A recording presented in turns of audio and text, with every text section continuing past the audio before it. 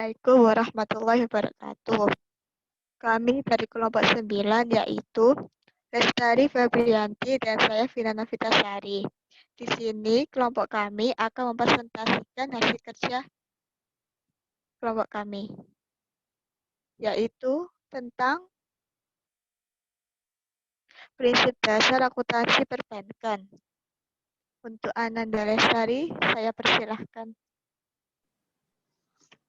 Pengertian bank menurut Undang-Undang RI Nomor 10 Tahun 1998 tentang perbankan, definisi bank adalah badan usaha yang menghimpun dana dari masyarakat dalam bentuk simpanan.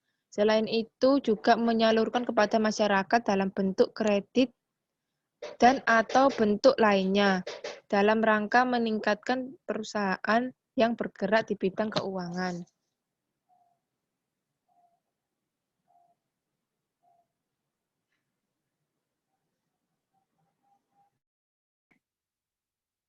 Laporan keuangan bank. Laporan keuangan bank adalah laporan keuangan yang disusun pertanggungjawaban manajemen terhadap pihak-pihak yang berkepentingan dengan kinerja keuangan bank yang dicapai selama periode tertentu. Oleh karena itu, laporan keuangan bank harus memenuhi syarat mutu dan karakteristik kualitatif seperti yang disampaikan dalam pembahasan kerangka konseptual akuntansi perbankan. Dengan demikian, pihak-pihak pengguna laporan keuangan dapat menggunakannya tanpa dihinggapi keraguan. Sementara bagi manajemen bank, bahwa laporan keuangan yang telah disusun dapat digunakan sebagai pedoman dalam penyelenggaraan akuntansi.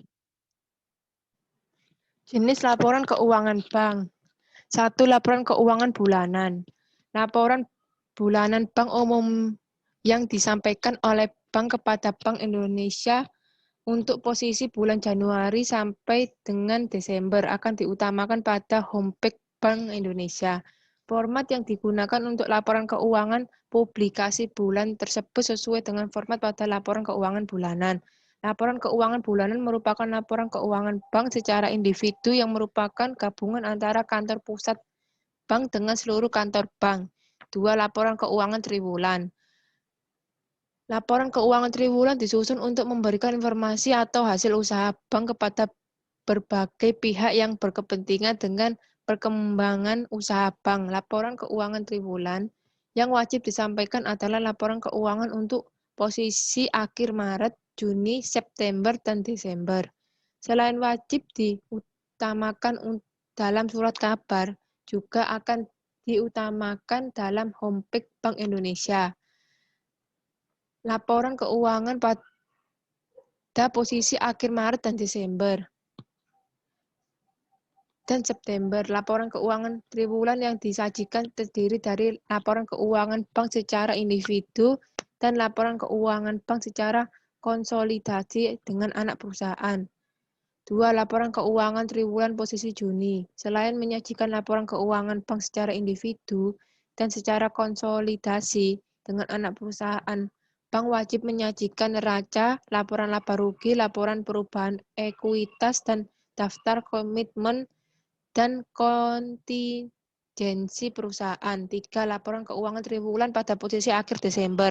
Penyajian laporan keuangan triwulan wajib dicantumkan nama akuntansi publik yang bertanggung jawab dan nama kantor akuntansi publik obligasi yang diberikan.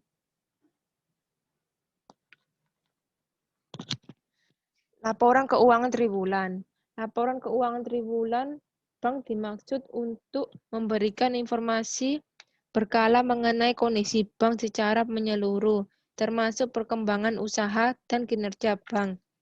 Laporan tahunan wajib pula disampaikan kepada lembaga yang berkepentingan. Bagi bank yang memiliki homepage, wajib menginformasikan laporan tahunan tersebut dalam homepage bank.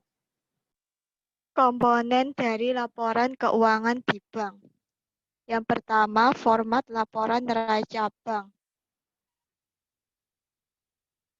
adalah laporan neraca bank yang merupakan laporan yang menggambarkan jumlah kekayaan, kewajiban atau utang, dan juga modal dari suatu perusahaan. Dalam laporan neraca terdapat hal-hal berikut. Yang pertama, penempatan pada Bank Indonesia yang disajikan secara terperinci. Hal ini dilakukan agar bisa menginformasikan tentang posisi giro BI dan SBI yang dimiliki suatu bank yang nantinya akan bersangkutan dengan sumber likuiditas. Yang kedua, giro. Dalam laporan neraca bank disajikan dalam mata uang asing dan rupiah secara terpisah agar bisa memudahkan user untuk mendeteksi net open position. Yang ketiga, surat berharga atau obligasi. Disajikan menurut durasi waktu kepemilikannya, supaya bisa mendeteksi jumlah yang difokuskan untuk mencari pendapatan dan jumlah yang bisa menjadi sumber likuiditas melalui perdagangan obligasi.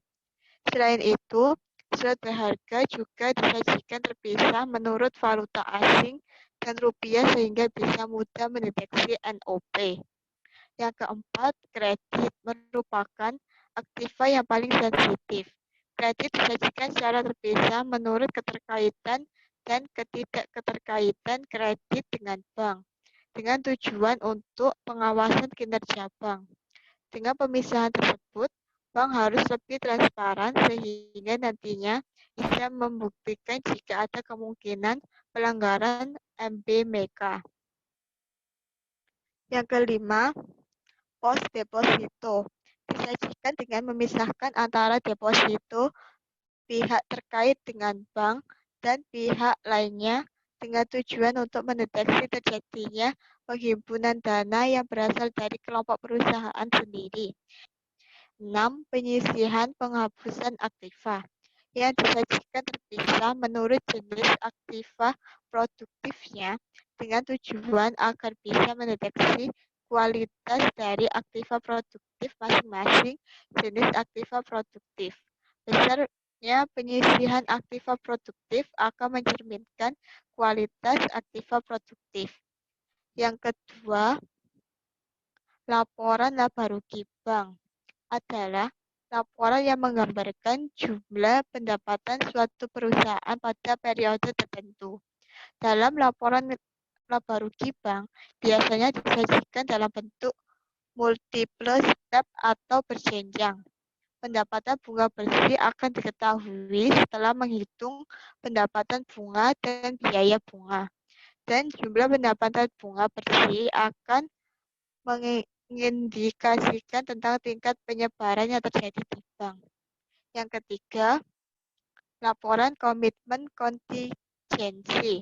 Laporan komitmen kontingensi dikenal juga dengan rekening administratif yang disajikan terpisah antara komitmen dan kontingensi untuk mempermudah deteksi transaksi off balance dan posisinya. Komitmen dan kontingensi dirinci menurut tagihan dan kewajiban secara urut, serta memperhatikan kemungkinan pengaruhnya terhadap neraca atau laba rugi bank. Dengan adanya laporan ini, maka masyarakat bisa mengetahui para pengurus bank dan juga sejauh mana integritas pengurus dan pemilik bank tersebut.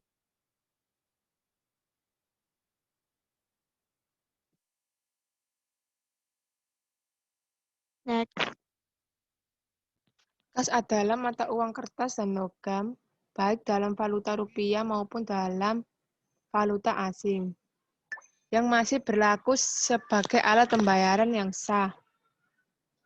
Dalam pengertian kas ini tidak termasuk emas batangan, mata uang emas, serta valuta asing yang tidak berlaku. Perubahan posisi saldo kas di bank umumnya disebabkan oleh satu penyetoran dan penarikan tunai oleh nasabah. Untuk transaksi ini, nasabah bisa melakukan penyetoran, pengambilan tabungan, penggunaan penguangan, cek, penerimaan permohonan, pengiriman uang, penerimaan kiriman uang, penerimaan pembukaan deposito, dan pembayaran deposito. 2. Penyetoran kepada atau penarikan dari rekening bank yang bersangkutan di Bank Indonesia. 3. Penggunaan untuk transaksi internal bank, misalnya untuk dana kas kecil, pembayaran biaya-biaya operasional, biaya gaji.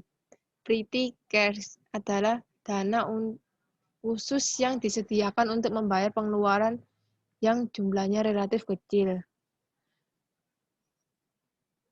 Pencatatan pretty cash ini ada dua sistem, yaitu sistem dana tetap dan sistem dana berfluktuasi. B. Giro Bank Indonesia. Giro BI dalam bentuk valuta rupiah akan dicatat sebesar nilai nominalnya. Sedangkan giro BI dalam valuta asing atau falas dicatat berdasarkan kurs BI yang berlaku saat ini. Berarti giro Bank Indonesia adalah rekening giro milik bank umum atau komersial dalam valuta asing maupun valuta rupiah di Bank Indonesia. Dana pada giro BI merupakan penyediaan likuiditas. Dengan giro BI, bank dapat membiayai transaksi antara cabang maupun antar bank melalui penyelesaian clearing atau transfer. Di samping itu dapat digunakan untuk membayar penarikan deposito yang relatif besar, pemberian kredit, dan sebagainya. Contoh, perhitungan tunai. Tanggal 1 Desember 2019, Bank ABC Malang mengambil tunai dana di BI Malang sebesar 500 juta. Jurnalnya adalah kas di debit 500 juta, pada giro BI di kredit 500 juta.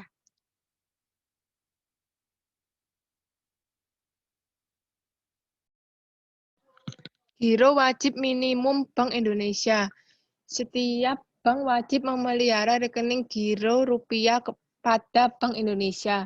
Rekening giro Bank Indonesia adalah rekening pihak eksternal tertentu di BI yang merupakan sarana bagi penatausahaan transaksi dan simpanan yang penarikannya dapat dilakukan setiap saat. Giro wajib minimum adalah simpanan minimum yang harus dipelihara oleh bank dalam bentuk saldo rekening giro Bank Indonesia yang besarnya ditetapkan oleh BI sebesar persentase tertentu dari pihak bank ketiga.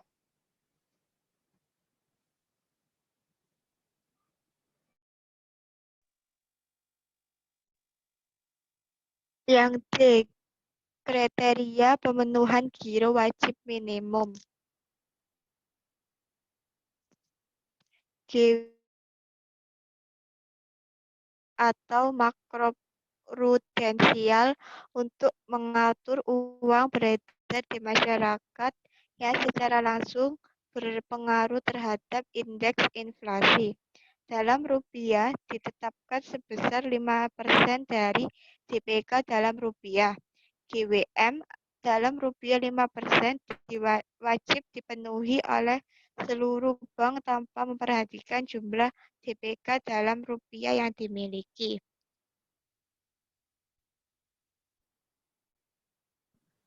Tata cara pemeliharaan dan perhitungan giro wajib minimum.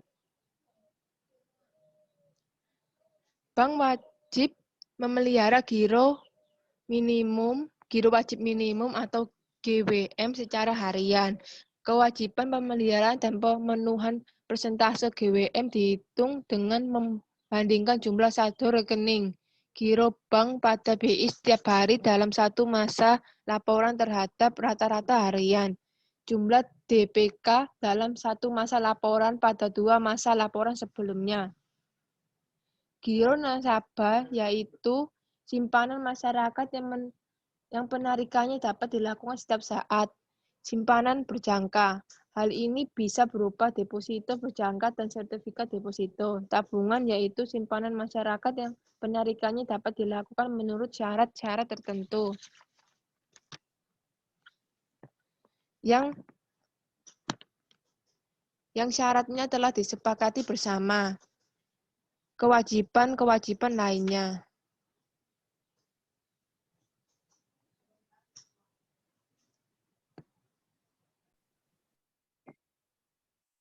F. Jasa Giro Bank Indonesia. Jasa giro adalah salah satu sumber dana bank Jasa giro pada prinsipnya merupakan bunga yang diberikan oleh bank kepada giran atas sejumlah saldo gironya. Yang pertama, presentasi jasa giro. Sesuai dengan Peraturan Bank Indonesia Nomor 6 15 PBI 2004 tentang giro wajib minimum bank umum dan pada Bank Indonesia dalam rupiah dan valuta asing sebagaimana telah diubah terakhir dengan Peraturan Bank Indonesia Nomor 7 49 PBI 2005. Bank Indonesia memberikan jasa giro sebesar 6,5% per tahun terhadap bagian saldo rekening giro rupiah bank yang diperuntukkan untuk pemenuhan kewajiban memelihara tambahan GWM dalam rupiah. Persentase jasa giro tersebut dalam huruf A merupakan tingkat bunga efektif tahunan atau efektif annual rate yang ditentukan berdasarkan periode compounding harian selama 360 hari dengan rumus tingkat bunga efektif tahunan sama dengan 1 plus tingkat bunga tahunan per 360 hari min 1. Dengan demikian, jasa giro yang diberikan terhadap bagian saldo rekening giro rupiah bank yang diperuntukkan untuk pemenuhan kewajiban memelihara tambahan GWM dalam rupiah adalah sebesar 0,0175% per hari. Yang kedua, perhitungan jasa giro. Jasa giro dihitung untuk setiap hari kerja berdasarkan saldo rekening giro rupiah bank yang tercatat dan diperoleh dari sistem accounting Bank Indonesia. Pengkreditan jasa giro pada rekening giro rupiah bank oleh Bank Indonesia dilakukan sebagai berikut.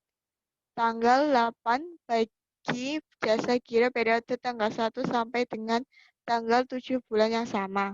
Tanggal 16 bagi jasa giro periode tanggal 8 sampai dengan tanggal 15 bulan yang sama.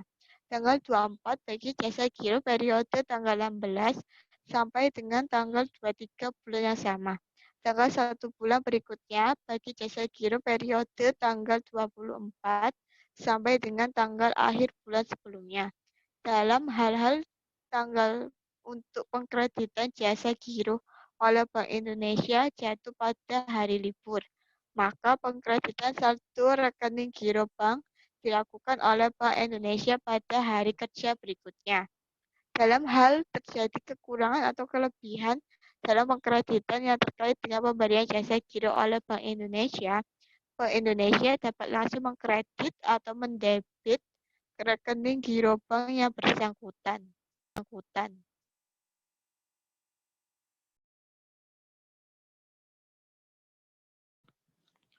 G. Sanksi pelanggaran giro wajib minimum. Pelanggaran GWM bisa terjadi baik pada kondisi saldo giro BI positif maupun negatif. Bagi bank umum, bank dinyatakan melanggar apabila saldo harian rekening giro bank pada Bank Indonesia lebih kecil dari saldo harian. Bank dikenakan sanksi kewajiban membayar sebesar 125% dari rata-rata suku bunga dalam jangka waktu 1 hari. Perlu diperhatikan bahwa perdebatan rekening giro bank sebagai akibat pembebanan sanksi pelanggaran GWM dilakukan pada hari kerja berikutnya setelah tanggal terjadinya pelanggaran GWM. 2. Dalam hal tanggal untuk pendebetan rekening giro bank jatuh pada hari libur, maka pendebetan saldo rekening giro bank dilakukan oleh BI pada hari kerja berikutnya. 3. Dalam hal terjadi kekurangan atau kelebihan dalam pendebetan yang terkait dengan menggunakan sanksi pelanggaran GWM oleh BI, Bank Indonesia dapat langsung mendebet atau mengkredit giro bank yang bersangkutan. A. Unit Banking System system, dan branch banking system. Branch banking system adalah sistem perbankan yang terdiri dari kantor pusat, kantor cabang, dan manajemen modern yang terpadu, terencana, dan ada desentralisasi kewenangan yang luas, serta wilayah operasional sangat luas atau tidak pada wilayah tertentu saja.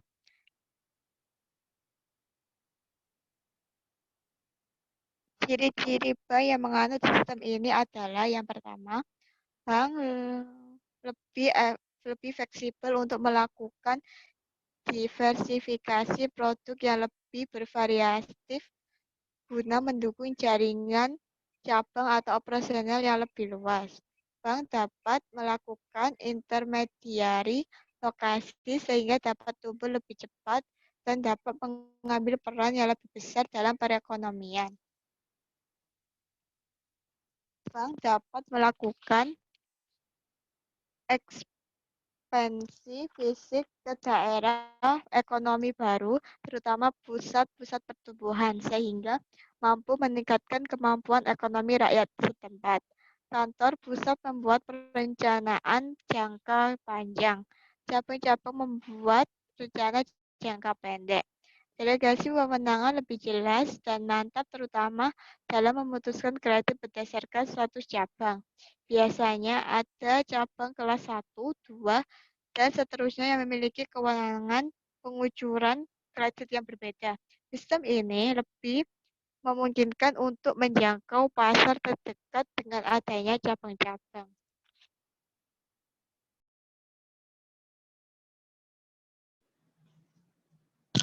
B. Karakteristik kantor cabang. Kantor cabang berdiri karena didirikan oleh kantor pusat, sehingga akan dibiayai oleh diri sendiri oleh kantor pusat. 2. Kantor cabang memiliki kewenangan untuk bertransaksi dengan pihak ketiga. 3. Dalam hal membiayai aktivitas cabang, kantor cabang dapat mendanai dari sumber dana yang dimiliki kantor cabang. 4. Kantor cabang mempunyai kewenangan untuk menganalisis permintaan kredit, memutuskan pemberian kredit sampai pada volume tertentu, penyelenggaraan administrasi kredit sampai kembalinya kredit dilunasi, serta hal yang menyangkut penyelenggaraan kredit di tingkat cabang.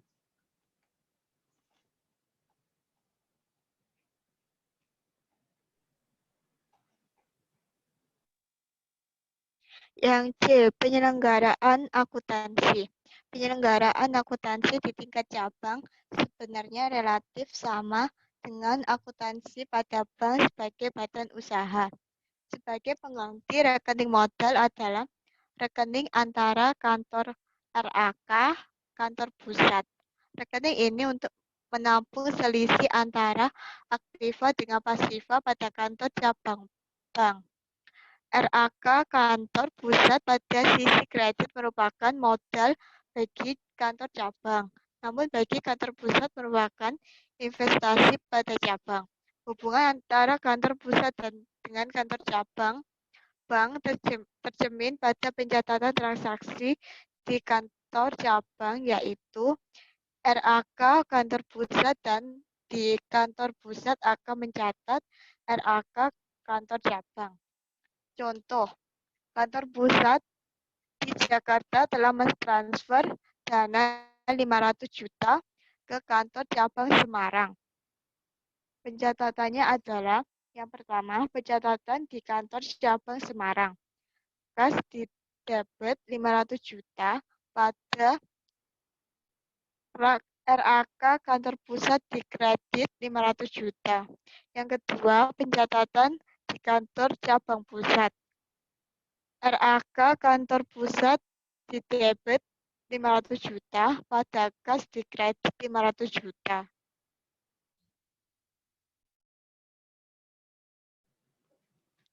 Hubungan antar kantor cabang. Hubungan antar kantor cabang pada bank yang sama akan terjadi sebagai akibat transaksi yang dilakukan antar cabang. Transaksi antar cabang akan mengakibatkan hubungan utang piutang antara cabang. Hubungan utang piutang ini akan menimbulkan biaya bunga bagi kantor cabang yang mempunyai kewajiban terhadap cabang lainnya dan akan menimbulkan pendapatan bunga RAK bagi kantor cabang yang memiliki piutang terhadap kantor cabang lainnya.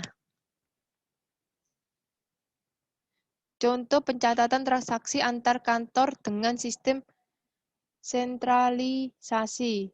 Tanggal 10 April 2006, Bank BRI Cabang Bandung mentransfer dana sebesar 50 juta ke cabang Semarang atas beban nasabah giro Danang. Transfer tersebut untuk keuntungan nasabah giro Bambang di Bank BRI Semarang, kantor pusat BRI di Jakarta. Pencatatan transaksi antar kantor bank dengan sistem sentralisasi. Jurnal di Bank BRI Bandung.